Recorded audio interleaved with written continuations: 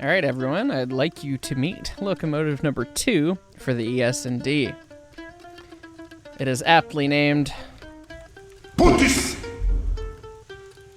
And in case you haven't seen on Khan's game or on my streams, this is the ES&D. It's a very important historical railroad.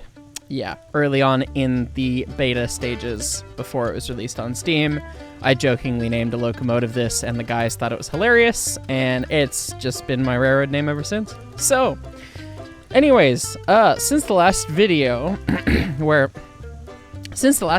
I completed the sawmill, I changed my mind about how I wanted to lay my track to the iron ore mine and the smelter, and I did it in a very complex way, as you saw earlier in the video, obviously with the second half, but it leaves going out of the sawmill parallel to the other sawmill tracks. So the Y out of town that I built doesn't exist. So I still need to kind of figure out exactly how I'm going to tie it into operations, but I thought this would be a prettier and more interesting route for us to take. And it is a 4% grade, pretty much starting there all the way up. And tonnage for the Eureka on 4% is only going to be 3 cars, 3 loads at least, with these beams. So we're going to do a railroad practice called doubling the hill. We're going to leave half the train here, and then we're going to run up the hill with the other half.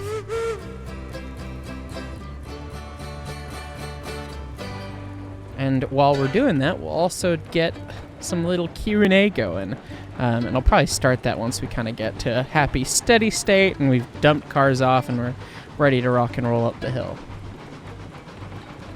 All right, this is kind of the start of the grade here. And I do think I eased into the 4%, so it's not quite 4 right here, but we'll let that come to a stop and tie down the first 2 cars. The rule of thumb that I've always heard is tie down 40% of your train, and 1 car would be 30%, so I give it 2. And we'll see if we can't haul the rest of this mess up here. Let's make sure we've got enough fuego in there. We're pretty much full, but get this going and see what happens. I've yet to run the Eureka up this. I've tested it with the Porter, and there's a couple dicey curves, so it might get a little interesting. Let's find out.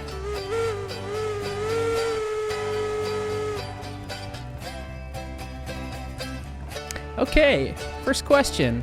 Will there ever be weather effects such as rain and snow? And the answer is yes. We obviously had snow for the wintertime as a special, but this user is asking more if it would be just an optional thing or a thing that came in. Oh my goodness. Well,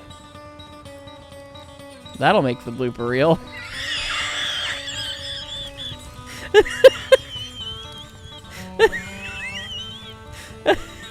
What was wrong with this curve? Why did it do that? I guess it was just okay. Okay. Yeah. All right. Well, yeah. I guess it's a little sharp at the end, but I did a okay. No, that's right. I did a test pass with Eureka at full throttle all the way up this half of the hill, and it worked. But I guess with a train in tow, it's not exactly the same story. So, donk. Oops. All right, let's roll this back a little bit. I can pin. Grab my upside down exploded locomotive once again. Oh, this is kind of an S right here. That's probably the problem. All right, you can do it. You can do the spin. There you go. Pro tip, if you get stuck with your train not wanting to turn around and face the correct direction,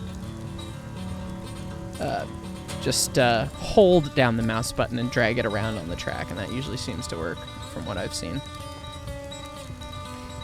Roll back into the train, and we'll grab it and start over. Dunk. Okay. Second time's the charm, perhaps. Maybe not at full throttle. We'll see.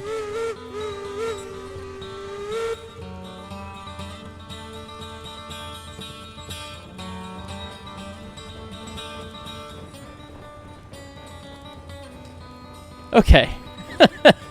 Back to the Q&A, hoping that we can get through this curve without rolling over. One user asked if we're going to have weather effects like rain and snow. And yes, we are planning having, different weather come in, in and out throughout the day-night cycle when we also have the day-night cycle added. So you should be seeing those things. And yes, they will affect traction as well. They added a follow-on question talking about snow buildup. And, would snow build up and accumulate and need to be removed? And that's a really, really cool idea. But I think all of us are scratching our heads as exactly how you could do that dynamically in a multiplayer environment in a way that would work smoothly. It's just a big challenge to solve. Regardless, we are planning modeling snow fighting equipment and things like rotary snow plows and push plows, and obviously the Cookie Mogul already has plows on it, just innately, but dynamically removing snow might be a challenge. Oh, it looks like we almost went in the dirt there. That's fine. We'll put a slow order on it and keep running. So that's where that stands. What about updates to the map / new maps or bigger maps? New maps definitely are in plan. Bigger maps also in plan. As far as updates to this map, that's hard to say. It's hard to say if we will do new maps instead, or if this is just going to be our trial grounds, or what exactly. So more to come on that. How big is the dev team? How long did it take to get Railroads Online from an idea to Steam? The first question's easy. The second one's a little bit more difficult. To answer the first question, the dev team right now, I believe, is 9 people. Mostly 3D modelers, historical researchers, myself doing the soundtrack, and locomotive physics, and then QMA himself, who does... Getting a little spicy back there. Getting a lot of spicy back there. I'm not sure what's going on with some of these curves with the train. I don't know. We'll have to figure it out. This curve does get really sharp right here. So that's probably all it is. I was laying my track to my pre-beta standard of, oh yeah, no, that'll probably be fine. And this is kind of how I run all of my my track laying, is I give it a first pass and see what pisses me off and then fix it, more or less. Which isn't the best system, but it's one that works. Anyway, back to the question. Obviously, QMA is the lead dev, and the game's really his project, and we're all here to help because we really, really love it and want to see it succeed and want to make it as accurate and good as we can. So, it's a side gig for the rest of us mostly. QMA is really the only full-time guy. And he's the only guy that can implement things, really, which is why people are asking, we see pictures of all these models, but, when are we going to see them in game? And it's, well, we got to fix a bunch of other stuff first, and it takes time to get there. So that and UV unwrapping and texturing things is challenging. You'll note that you've seen lots of pictures of completed models, but not textured ones. So that kind of stuff.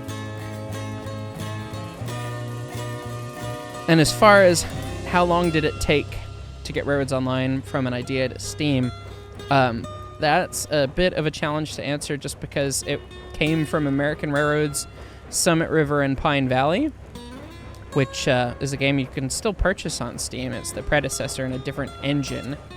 And so we ported the models over, but the code was all new. And, I mean, really, it was about 1.5 to 2 years from announce to release, really. I mean, it was a ton of work on QMA's end, and it certainly accelerated once he quit his job to do this full time. But yeah, it took a long time to get there. Okay, we are approaching the summit here.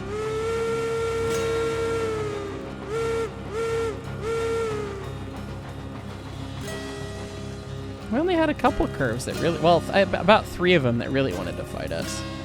So, all right, so at the summit, we have a flat passing track up here so that we can set our cars aside, run around them, and then go grab the other chunk.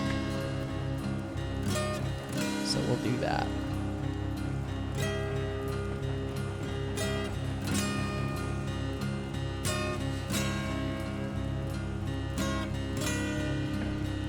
Okay, and gently kick the brake on.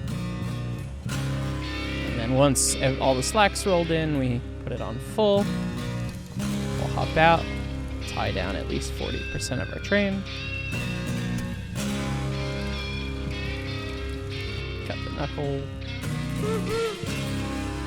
And we'll run past the switch up here.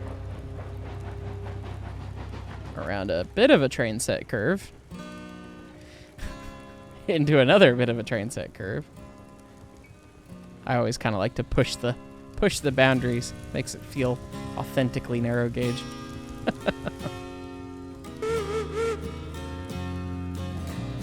And we won't forget that we need to line our other switch back, so we won't run through that, right?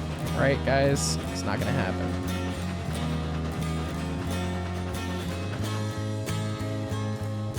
Okay. Gently, gently.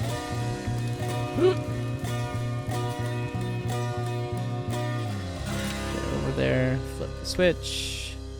All right, and now it is hi-ho downhill, and we're going to save the game real quick here. Make sure we don't make sure we don't bin it on the way down.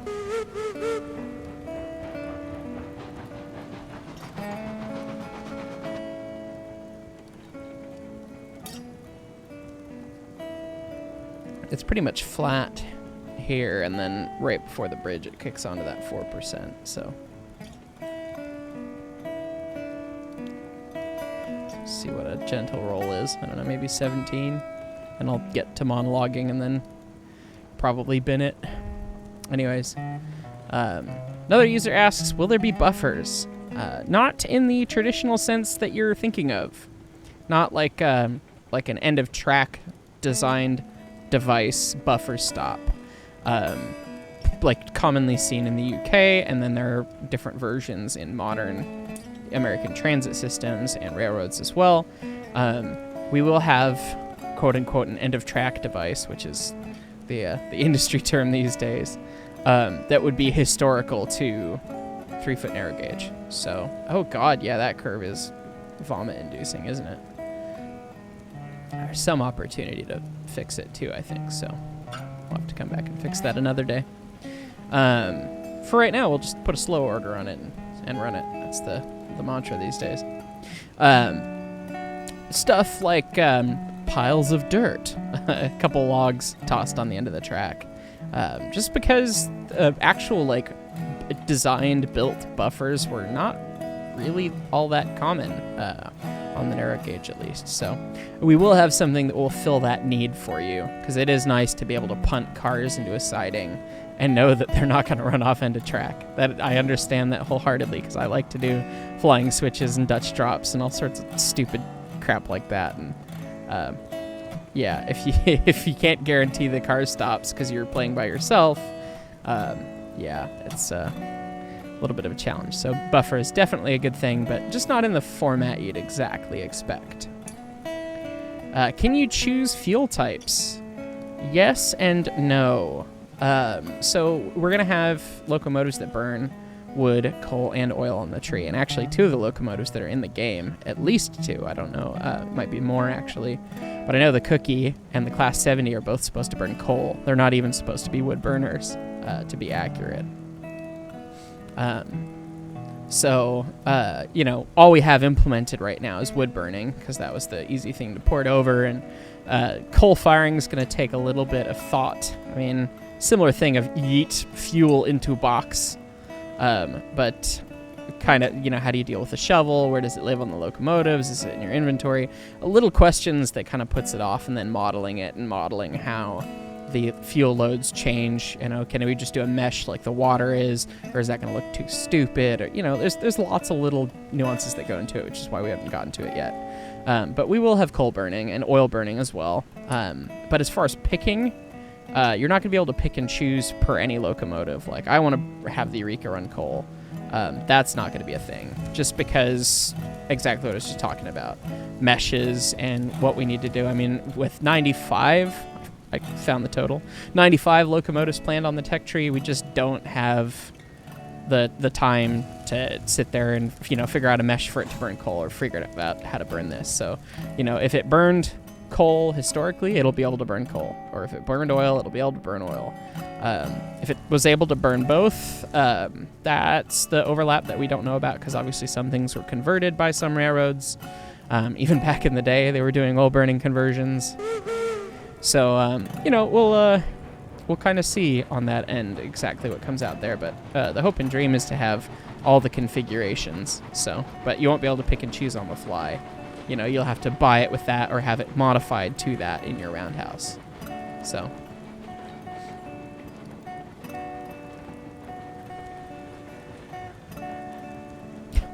Doggos are going crazy upstairs. Oh, lordy. Okay, yeah, that curve, we disobeyed the slow order on the curve, and now I'm gonna have to play Chase the Caboose.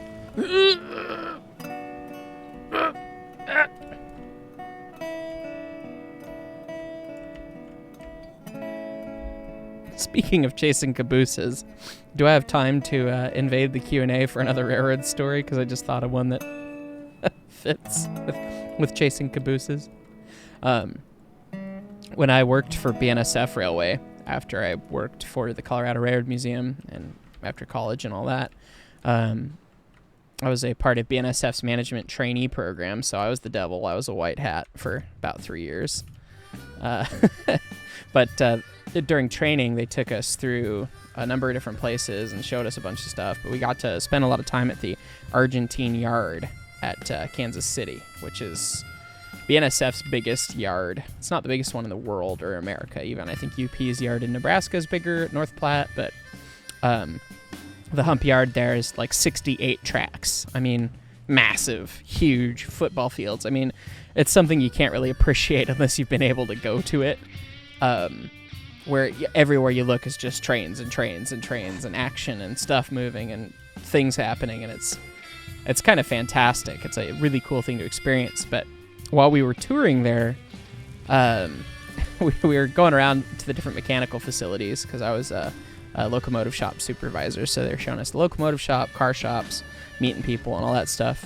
We're driving between two of the facilities, and we come across a string of tank cars that are knocked off their trucks, and they're lying on their sides, like 4 or 5 of them, and then it gradually progresses back to various versions of on the rail tank car and ruined coupler tank car and stuff. And it's like, oh man, what happened here? And we asked, and they're like, oh yeah, there's a derailment this morning or whatever. And that night I got to shadow the car shop foreman who was in the tower in charge of providing protection to all of the car shop employees inspecting inbound and outbound trains. And so we had a quick moment where nothing was going on, and he was able to pull up the camera footage of the incident because they have all these cameras everywhere. And so he pulled it up and showed it to me, and it's probably classified, and I don't have it, but I could describe to you what happened. They were kicking cars at the other end of the hump yard bowl. So you got the hump on the one side, but then you have flat switching on the other side if you need to, like if something was out of order or you got to assemble a couple trains together or whatever. And so they were kicking cars into, a couple tracks with a couple SD40s or whatever it was. And they go to kick a car into the 68th track. And at the end of that, of the yard ladder, there's a switch that then cuts it back into the inbound tracks or whatever they are. And that's where the tank cars are parked. And maybe you see where this is going. And the switch was lined the wrong way. They weren't lined into 68. They were lined into the inbound. And so they cut these cars off and they send, a couple grain hoppers flying down the track, and you can see the conductor realize it because he jumps off of this SD40 and books it to chase these cars. And they kicked him at a good 10, 15 miles an hour. Pretty good clip. Probably not 15, but probably 10. And poor dude, he jumped up. He managed to get up on the car. He was able to get on it while moving, which is against the rules already. But he was trying to prevent an incident, so you could see where his head was at. And So he climbs up the ladder, and he climbs up on the side that was closest to him, but the handbrake wheel was on the other side, and he's trying to desperately try to throw the handbrake, with no leverage, and he got like maybe a quarter crank on it, which just does nothing. And he looks and he sees they're about to hit, so he had to jump off. But watching this guy like realize that he just kicked into the wrong track, and just absolutely drop his crap and run to book to get those cars. That's about what that feels like in game. But yeah. At least I didn't knock a bunch of tank cars off their tracks and probably get suspended. I don't know what happened to the poor dude, but bad day at work for him, but I get to laugh at him. But hopefully he can laugh at it now too. Anyway, back to the Q&A now that I'm no longer derailing trains, knock on wood, hopefully. No choosing fuel types. Anyways, next question. What about passenger service? Yeah, passenger service is planned. There's actually a passenger car tech tree. That's our first rolling stock tech tree that is pinned, I believe, in the idea board channel on Discord. And I've been thinking about it. I've been kind of thinking about grabbing some of the other devs and doing a video just going through the tech trees and walking through each locomotive and talking about them for you guys. I figured some of you guys might find that interesting, so let me know if that's the case and if you'd like to see that. So, oh lordy. Yeah, we know our 3 areas that we have spicy that happens on this railroad. Let's jam that brake on that way, and then pretend we're the conductor from BNSF. And because these are just cars rolling. Okay, apparently 2 will do it. All right. Whoopsie. Okay. Yeah. Do a video with the other devs and talk through the tech tree. And I also kind of have the silly idea of doing one of those, like, the tier memes for each one, because I'm sure we can pull out as many inside narrow gauge stupid jokes possible in there, and maybe clue some of you guys up from the wider gaming community who's not as familiar with silly things about locomotives and why we think they're silly, and maybe do a tier list and explain why they're great or bad or whatever. So I think that'd be fun. Oh, I've got all my handbrakes still on. Let's go fix that.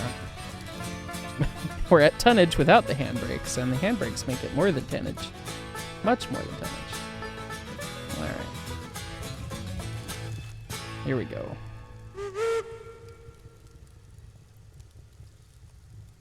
Oh, gently, gently, gently. Come on, Eureka.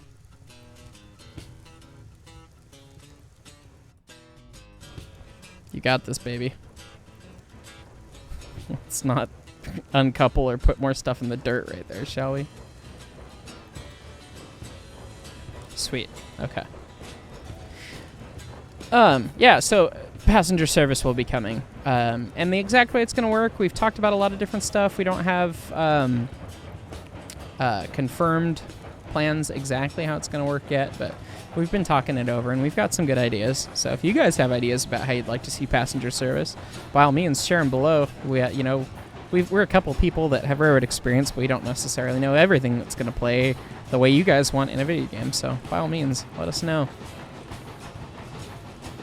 The next question, what about switches you can run through, such as like spring switches or kick switches? And this is a hotly talked about item in the Discord. And they really were not common in the narrow gauge, so we've been pretty against them. Obviously, operationally, we can understand that it makes it easier. You don't have to check your points. You don't have to worry about this stuff. You can just run your train, and that's that. Sorry, I'm blowing my stop whistle over myself. Ooh, and I want to stop sooner so I don't have to do multiple moves. That's probably just a smidge overcooked. There we go. I want to stop shy of the switch so that I can just back this on top and not have to, pull into the runaround and all that. But we will want to set a couple handbrakes. We'll cut off and run around. Okay. And now we send!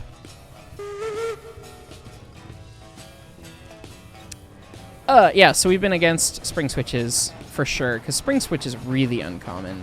You had more stub switches than you had spring switches for sure. Particularly in the early narrow gauge, you had more stub switches than you had point switches anyway, but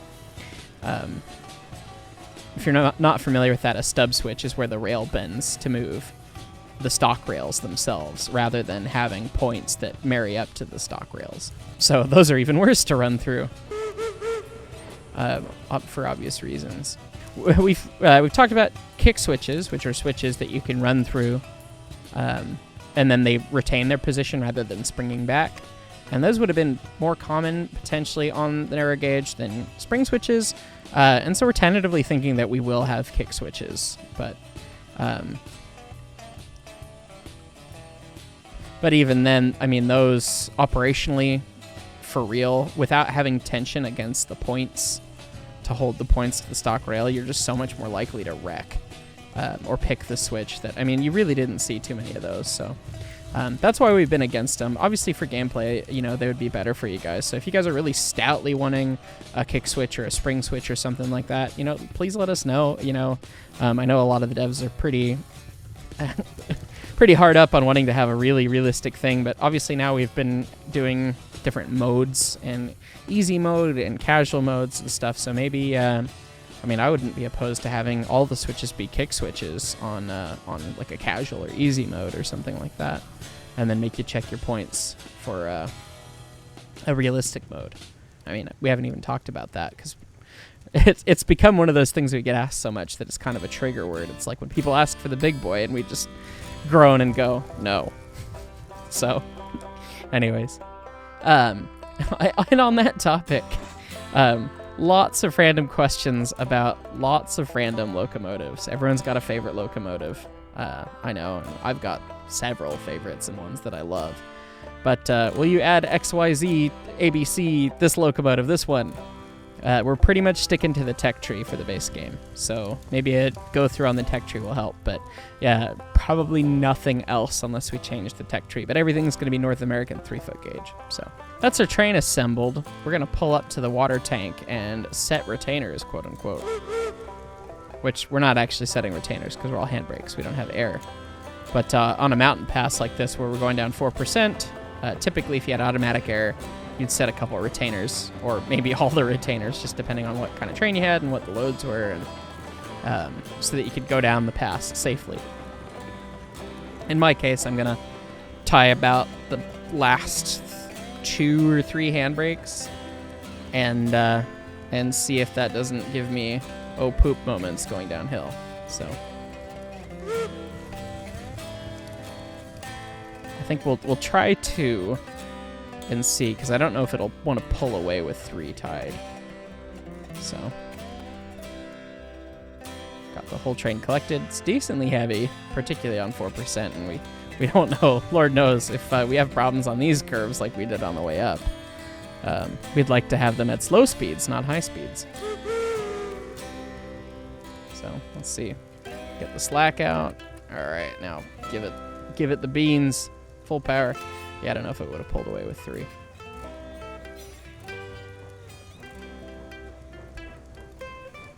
Speaking of slack and pulling it out, last question I have for this Q&A session is, what about knuckle couplers? Because they don't break like the couplers and the links and pins back there. Did that caboose really pop off? That's annoying. Why did that break? Probably because this sharp is curved. Yes. Probably because this curve is really sharp. Okay, well.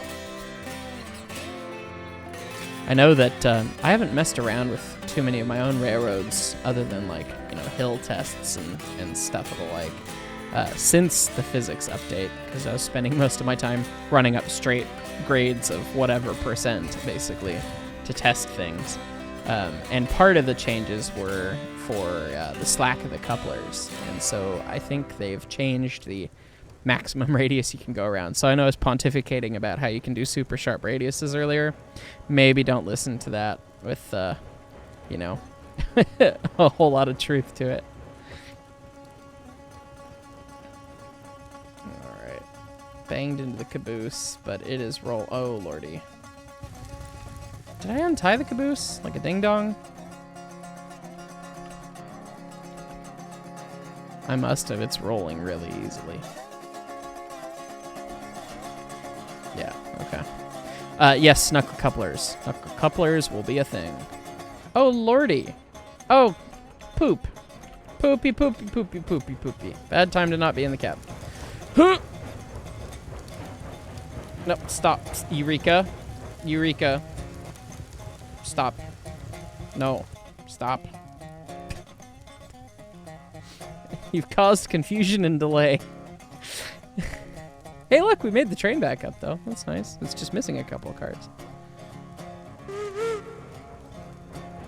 I actually need to create a little bit more space. Or I guess I could put them on the other track. Dunk.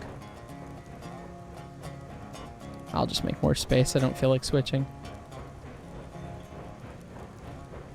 Take the railroader out of the railroad, but you can't take the railroad out of the railroader. Something like that. They always encouraged us to be lazy and ride as far as you can, because walking on ballast sucks and is bad for you. And the more walking you do, the more likely you are to fall, which means the more likely you are to need injury compensation. Something like that. I don't work for BNSF anymore, so those aren't the company views. Maybe they are. I don't know. I doubt it. It does actually suck to walk on ballast, though. So just big enough to be a total pain. All right. Put the little scaffold, like I showed you earlier, to rescue my cars from the valley floor. And I don't think the first one re-railed properly. Nope. No, it did not.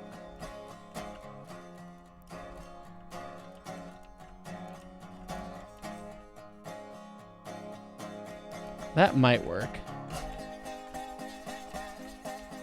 But I don't trust it.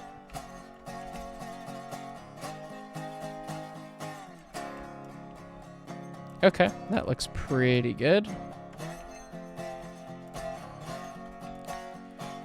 Let's see about putting this mess back together. Nothing has pins. Let's see about shoving this mess in the clear and then going around the less sharp curve. What say you, viewers? Vote now on your phones. Okay.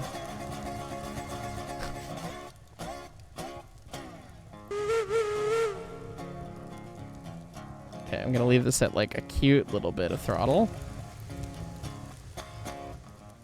Get the switch. This is the plot of Unstoppable. Don't mind me. Oh, sorry. It was 30 cars! I left it not 8! I think that's what they were talking about, right? Something like that. Keep on backing up. Yeah, I'm gonna have to... I thought that is a sharp freaking curve. When I watched Betsy go around it, I didn't mind it, but Betsy's wheelbase is less than the wheelbase of the pony truck of the Eureka, so, you know. Oh, and I'm out of fuel. That's fine. Fun fact, running steam engines without fire in them while they are hot is a bad thing. Don't do that.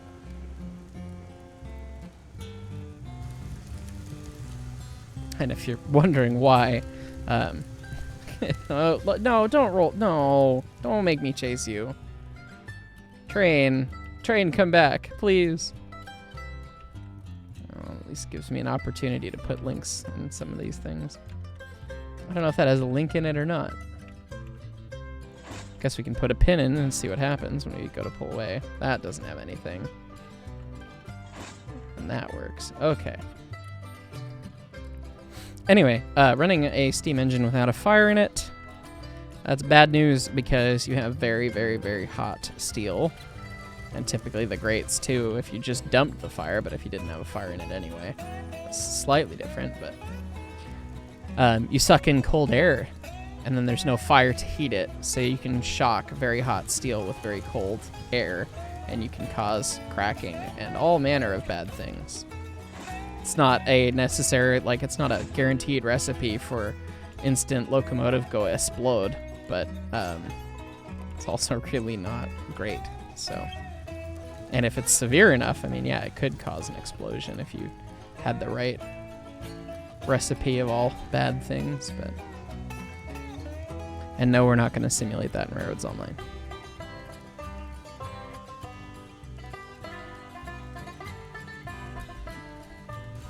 Maybe we'll make the maintenance cost go up if you, or the wear go down if you run the locomotive without a fire in it. That could be our way to make a penalty for that. Do I really have like this whole train? Oh, I've got 4 cars and it's still on the grade. Oh, poo. Come on, Eureka. Come on, you're making this episode 5 hours long. What does Shaq say? Sand, give it sand, give it sand. It looks like she was trying to go. Okay, we're gonna try the old school railroad technique. We're gonna try what they actually did at the Iron Horse Roundup with the Glenbrook when they got stuck on the 4%. Unless we're just walking away with the train now. No, we're not. Okay. Tie down the handbrake on the last car. And we are going to gingerly back it the F up. And this is way easier with 2 humans, not 1. But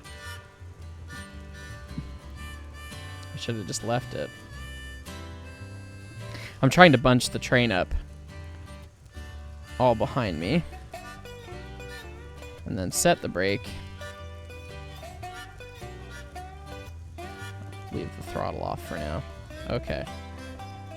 Wide open. Run out. And then run and grab the last handbrake. Ah! That's not the last handbrake. That's the problem. Oh my goodness. No way. Did I somehow still time that? Oh yeah. Alright. I'm gonna pat myself on the back for that one, ladies and gents. That doesn't save the other chunk of the train, and it doesn't fix the problem that we have of needing to run around. So, oh lordy, this has all gone wrong. So I'm going to run around this train real quick, and we'll just cut that for you probably. Unless of course I bin it in the runaround, in which case you'll get that. But okay, I'm just gonna tie a handbrake on these and just drop them.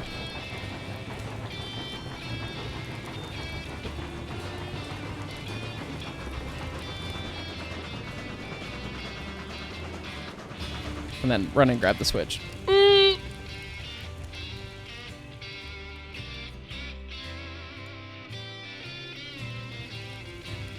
What was I saying about kick switches being pointless earlier?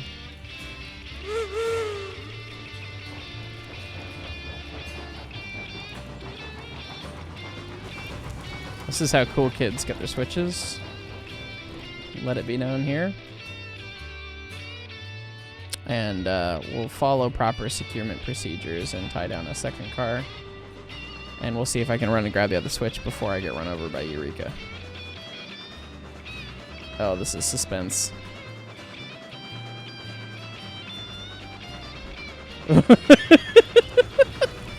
We're living on the edge here, ladies and gents. Oh, maybe we'll leave that in. That was kind of fun.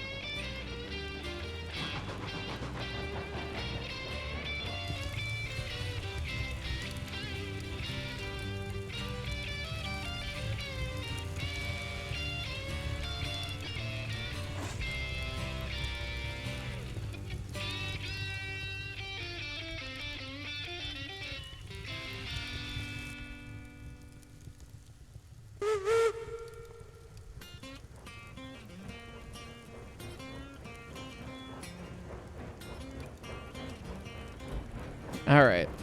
This time with feeling.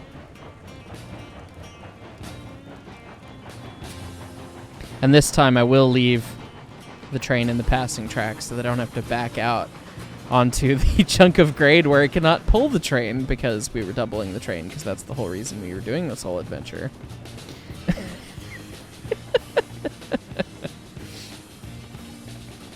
I will instead try and leave it at this far end of the passing track, somewhere on a straight, so it's easy to couple to. I don't actually know if that's an issue in the game at all, but certainly it is with the real thing. You're in a sharp corner, You got some Janie couplers. You are not having a good day.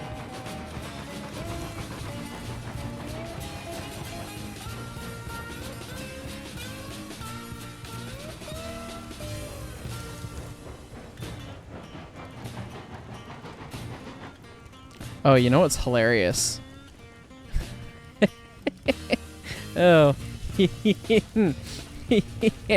I've just had a thought, and I'm wondering if you guys had the thought too. For the viewers that are not inside my head with me, I know that I didn't leave off with a 4% grade right away, but I don't know where it starts. And it may very well be far enough past the switch that I get enough of the train on the 4% grade that I can't back the train up again. And that whole pull the slack out trick doesn't really work with the engine on this end, does it? I guess we could tie the however many handbrakes holds the train on the back end. Please stop. Okay. Tie however many handbrakes holds you on the back end and then try and shove through them. And maybe that's the thing that works, but... Did they even tie a handbrake on that other train?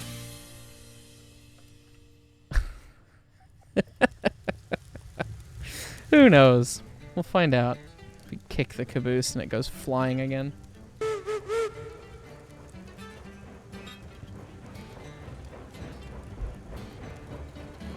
Forgive the whistle signals and lack of them.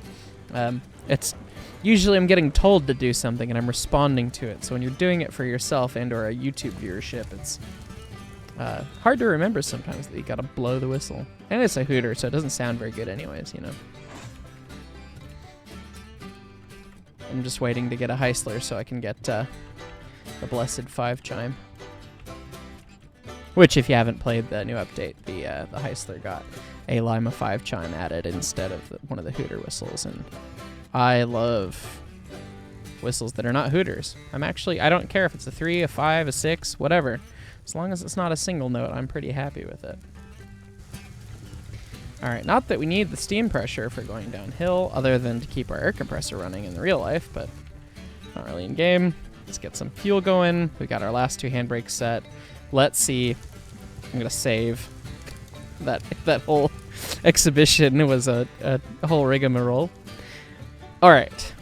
We're gonna set off for the smelter and get as close as we can because the track's not laid further. And we're gonna see if we cannot put the train on the valley floor.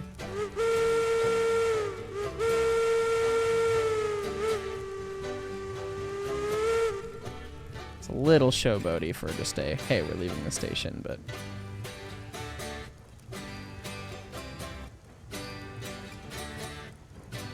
Yeah, I think the hilarious problem, if we run into any, is that with the way that I've done this, a lot of braking's happening at the back, and if we lose the caboose like we did last time, we'll lose the braking. But then we'll have less cars, so maybe that'll just match out. I don't know. That's a train set curve.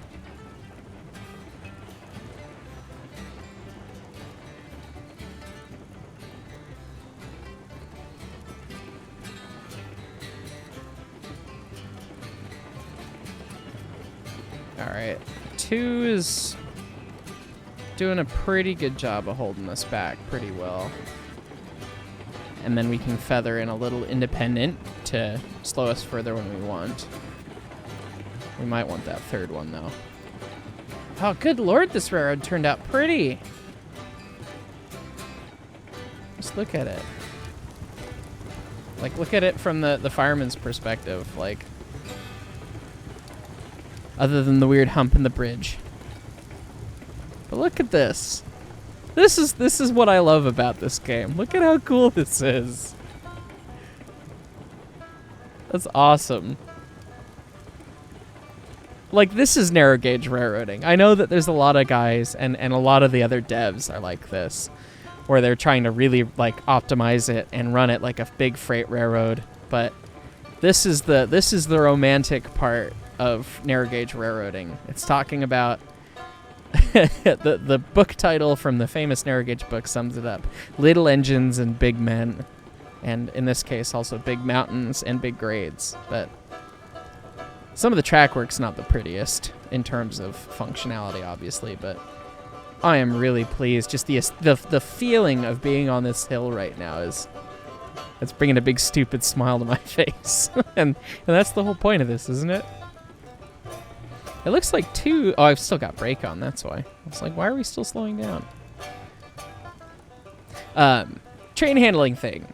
So if you're in tension like this with a heavy train behind you, and not that this is heavy by any modern standard, but heavy for this locomotive, right? And the amount of brake that this locomotive can apply. If you were hauling things that complained, read, not freight cars, and you wanted to be smooth, and I mean, for some freight that obviously matters too, and you don't want to bang around whatever your cargo is hard anyways, regardless, but if you wanted to be really smooth, you would only use as much locomotive brake as to gently push the locomotive into the train. And when you see cars do the jiggle, you go, oh poop, and then you grab a lot, and then you're not doing exactly what you're talking about.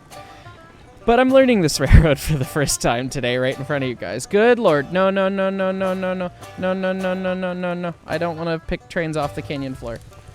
Please don't, please don't, please don't. Okay. Missed it by that much. I didn't even have the heart to derail on a relatively straight piece of track. Okay.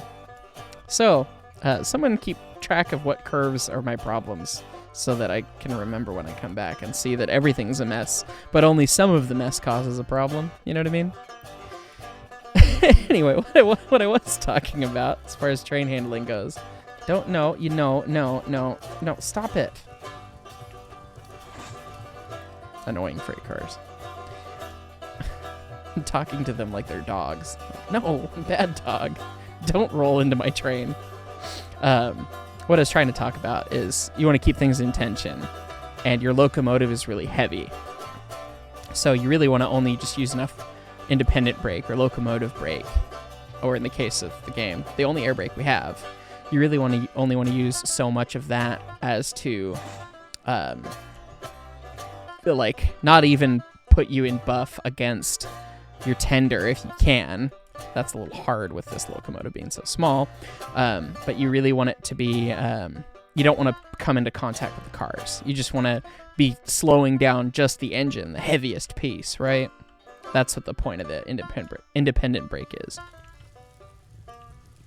So, otherwise, if you start going, banging into the cars, and it could be a soft thing, but you can, even a soft recession back and forth can then propagate and cause problems. So you're just trying to keep the engine nice and light off the thing. And so I'm going to try it now that we're leaving downhill. I'm going to slowly kick off the independent because I have no idea what my slack's doing. And now that I know I have all the slack, I can let it release all the way. And we'll kind of start getting to a good speed. And then we'll start to feather in a little brake. Just a little bit, like we were talking about. Trying to keep our engine... You see how there's still tension between the tender and the first car? That's what we're looking for. We don't want to be in compression there. But obviously I'm also learning this railroad, and it was built by a madman named Heiss. And it's got some curves that are giving me the heebie-jeebies, so I might be... going oh poop and grabbing for more because that's all I have. If I had an automatic brake to grab and I didn't have to run back to the last car to, or third to the last car to add more brakes, I would. But this is the hand of cards I've been dealt. And apologies to, I believe it was Bendigo, who was asking for me to stop moving the camera around so much. I realized that this is kind of an unconscious thing that I'm doing to keep a look at the track ahead and make sure that nothing's gone wrong behind me as well. So I know I'm moving around a lot trying to see what's going on. So I'm sorry if I'm causing motion sickness, but I'm also trying to get the train down the hill safely, which is important in this video game, right? Probably be more entertaining if I threw it down the mountain. Perhaps that's what I'll do. I'll get to the bottom, reload the save, and then throw it, just run it wide open and see where it flies. This is a cool bridge. Like, look at that. You get to see the smelter coming up. You're running through the canyon. Get to see the madness that you've just been over. This is. I love this little canyon. I'm so glad that Kime put it in. I wish you were a little bit more forced to use it somehow, even if it was just to be up on the edge. But that just takes me to the Cumbres and Toltec and the Durango and Silverton, and namely my design there, the Georgetown Loop. But I've only been on the loop once, whereas I've fired at the other 2 locations. So, and run, actually. I've run at the Cumbres and Toltec now. 3 Grand Southern, number 20. And that was we'll have to talk about that one of these days. That was a dream. That was a dream come true. Okay, so I think the worst train set curve of train set curves is about to come up, so we'll see how that goes. And it was like right at the end of the track, and I didn't know what I was going to do for the smelter, so I just kind of left it. But yeah, this is, that's a corner. That is not a curve. That is a corner. That is like a picture frame corner. And I go nice and slow around it still, and I don't break any links, which means that my passing track regathering corner at the top of the pass is actually worse. So, or maybe, oh no, it was this one. No, this one's worse. Oh Lord. Yeah, this is just this is a kink and a corner, not a curve. Like, that's as sharp as the, oh, there it goes. Yeah, we knew that was gonna happen. That's as sharp as the Union Pacific Last of the Giants video demonstration of what an articulated locomotive does. All right. Well, here we are. End of track for now. Smelter's right there. I need to figure out how to sort that out. And I'm not sure if I want to make that another episode or not. So let me know if you'd like to see that, or if you'd just like to see me head towards the iron mine. I might just build the smelter anyways, because I'm probably going to have a chance to without being able to film it. So we'll see. But I might find some other stuff to do. Anyways, I think let's reload a save and throw a train off a cliff. Okay, so we're ready. I'm going to make sure all the brakes are off. I think I'm going to put the Eureka at 100% throttle, and then I think I'm just going to go watch from the caboose. I think that's the move. See what happens.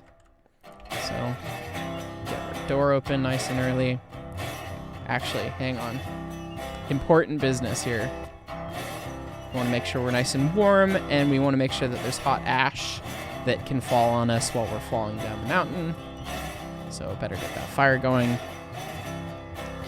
All right, brakes are off. I think I'm just going to let this one ride. So, hey everyone, thanks for watching. I hope you guys have been enjoying this series, watching a developer playthrough Railroads Online. Please give us a subscribe on the channel, like the video, click the bell if you really like the stuff and want to know when I post more stuff. I'm trying to post a couple a week. And let me know what you'd like to see next time. And I hope you guys can appreciate that even with my experience and everything, I could still mess it up too, which has been the case this episode. So anyways, enjoy. I hope you guys like this segment. Thanks for watching.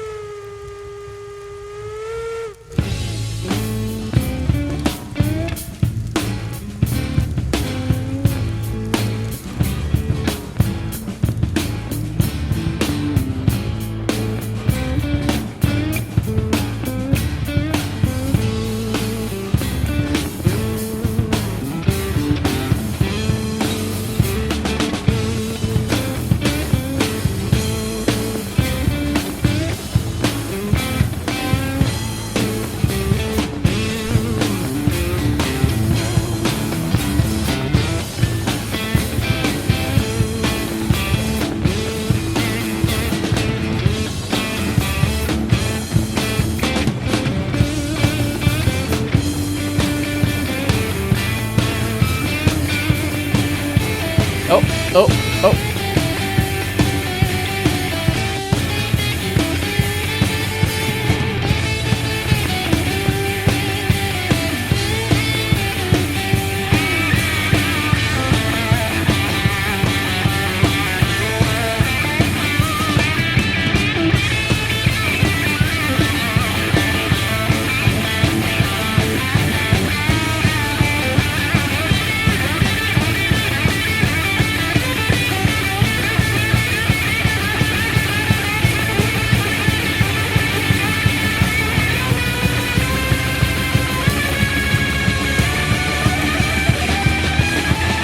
Oh no, it's pinned it where I can't see.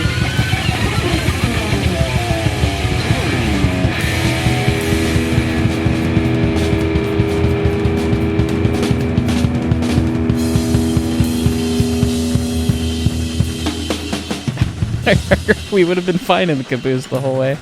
Oh, and here lies Pootis. Pootis! It would have exploded, actually, but, you know, good stuff. Is that the tender up there?